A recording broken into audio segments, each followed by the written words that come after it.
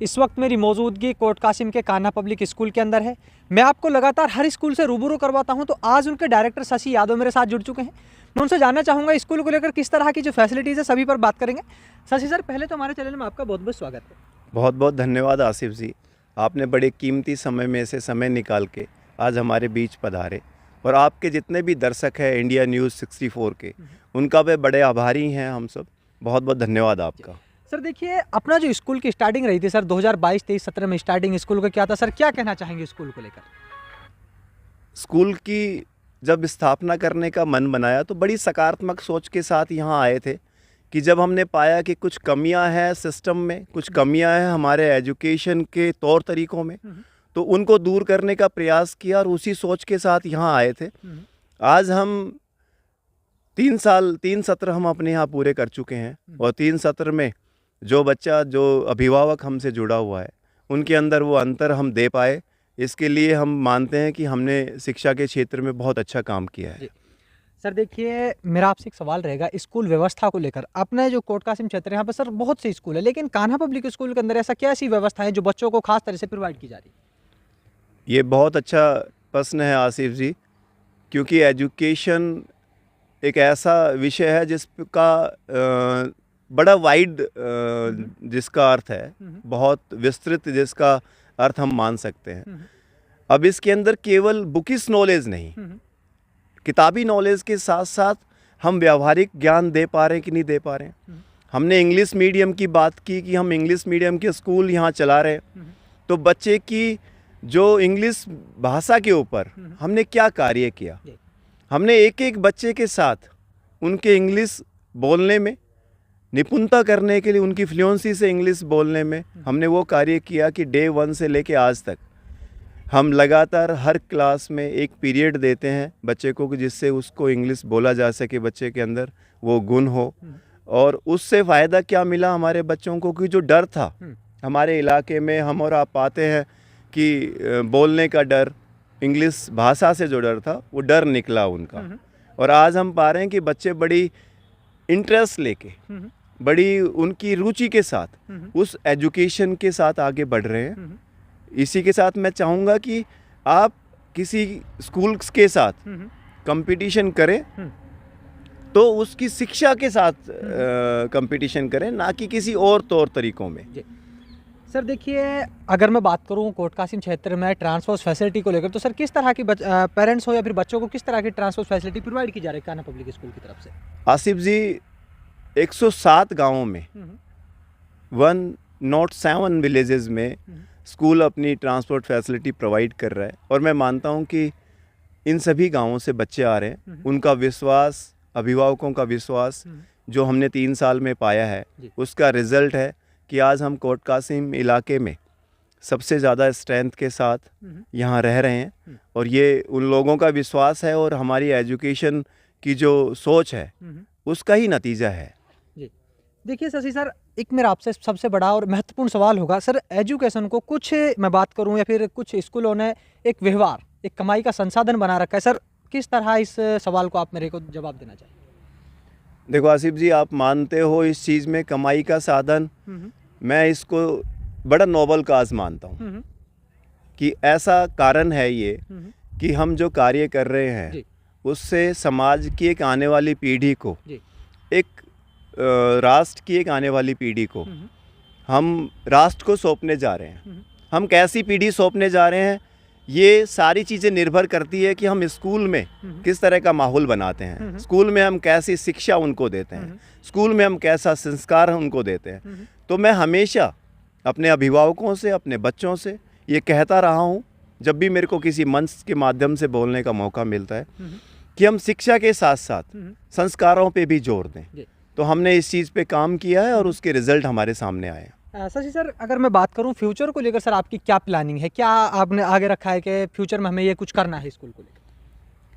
जैसे आसिफ जी, आपने पहले एक सवाल में पूछा कि हम लोग इंग्लिश भाषा पे इतना कार्य कर रहे हैं, तो वो पहली मेरी एक सीडी थी कि पहले बच्चों को उस विदेशी भाषा के साथ जो कि इंटरनेशनली जिसका बड़ा बोलबाला है, उससे उनको निपुण बनाया जाए। दूसरी जो अगली कड़ी है, अगली कड़ी मेरी ये है कि बच्चों को अब जापानीज़ लैंग्वेज, जिसका हमारे जितने भी इंडस्ट्रियल एरिया में जिसकी आज आवश्यकता है, जी। तो अगला मेरी कड़ी रहेगी और मेरी अगली पहुंच रहेगी कि मैं स्कूल के अंदर जापानीज़ लैंग्वेज के कोर्सेस भी लेके आऊं, जिससे बच्चे जिस दिन यहाँ से निकले तो किसी के मोहताज ना हो, जी। किसी चीज़ को देखे ना। जी सर देखिए, आने वाले मैं 5 ईयर की बात करूं तो कान्हा पब्लिक स्कूल को आप कहां देखना या फिर उनके बच्चों को कहां देखना चाहिए? आगामी 5 वर्ष मैं ऐसा समझता हूँ कि कान्हा परिवार के जो बच्चे हैं उनका भविष्य बड़ा उज्जवल है। और मैं यहाँ आपके चैनल के माध्यम से जी। जितने भी आपके दर्शक हैं उनको आश्वस्त कराना चाहता हूँ, अपने अभिभावकों को भी आश्वस्त कराना चाहता हूँ कि ये बच्चे आने वाले 5 इयर्स के अंदर ये कहीं IITian होंगे, कहीं NDA को सर्विस दे रहे होंगे, अपने देश की सेवा दे रहे होंगे, कहीं बहुत अच्छे डॉक्टर्स की किसी उसको एजुकेशन ले रहे होंगे। तो मैं मानता हूं कि आने वाले 5 वर्ष हमारे बहुत सुनहरी वर्ष रहेंगे, क्योंकि अभी हमारा रिज़ल्ट यहाँ से इस वर्ष से आना शुरू हो जाएगा और इनके सिलेक्शंस आप पाएंगे कि वो अलग अलग क्षेत्रों में मिलेंगे। सर जो पेरेंट्स आर्थिक रूप से मैं बात करूं जो फीस अफोर्ड नहीं कर सकते, सर उनको लेकर कान्हा पब्लिक स्कूल में किस तरह की व्यवस्थाएं रखी गई हैं? आसिफ जी, आर्थिक रूप से कमज़ोर जो वर्ग है, ये मैं इसको ये मानता हूँ कि अगर उस बच्चे में काबिलियत है, बच्चा पढ़ना चाहता है, उसकी मदद तो हम हमेशा करने का प्रयास करते रहते हैं। और मैं आपको आपके चैनल के माध्यम से बताना चाहूँगा कि हमने पिछले सत्र में भी हमने 170 बच्चों को इस तरीके से पढ़ाया है, जिनसे हमने ऑलमोस्ट निःशुल्क पढ़ाया है। इस सत्र में भी उस कार्य को करने जा रहे हैं।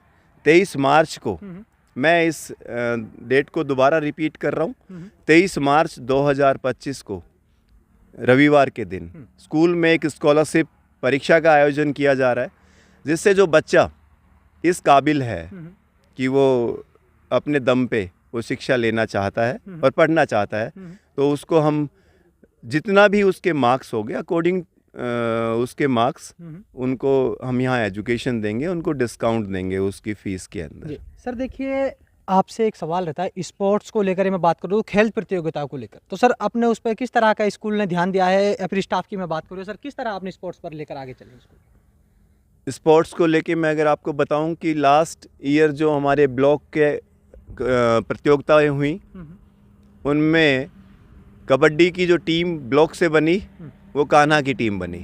कबड्डी में हमने प्रथम स्थान पाया और हमने डिस्ट्रिक्ट में भी अपना परचम लहराया।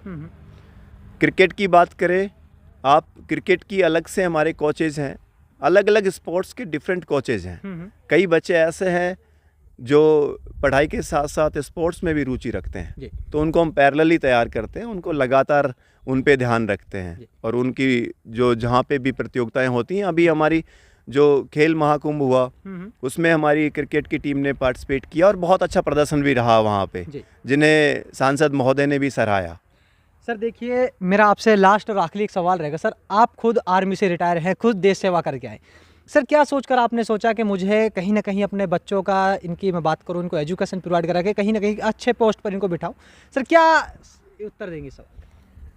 आसिफ जी, पहली चीज़ ये कि आपके पास जो होता है वो समाज को देने का प्रयास करते हैं। आपने अपने जीवन का एक बड़ा हिस्सा बड़े डिसिप्लिन्ड इन्वायरमेंट में रहे और मैं उस डिसिप्लिन्ड इन्वायरमेंट का कुछ पोर्शन भी अगर इन बच्चों को दे पाता हूँ तो मैं अपने आप का, अपने जीवन को सार्थक मानता हूँ उस चीज़ के लिए। तो मैं मानता हूँ कि मेरे स्कूल का इन्वायरमेंट बड़े डिसिप्लिन रहता है और ये सारी चीज़ें मैं नहीं कहता, ये मेरे जितने भी बच्चों के अभिभावक हैं वो भी मानते हैं इस चीज़ को कि बच्चा जब स्कूल में चला जाता है उसके बाद उसके तौर तरीके में सारे में बदलाव हो जाता है।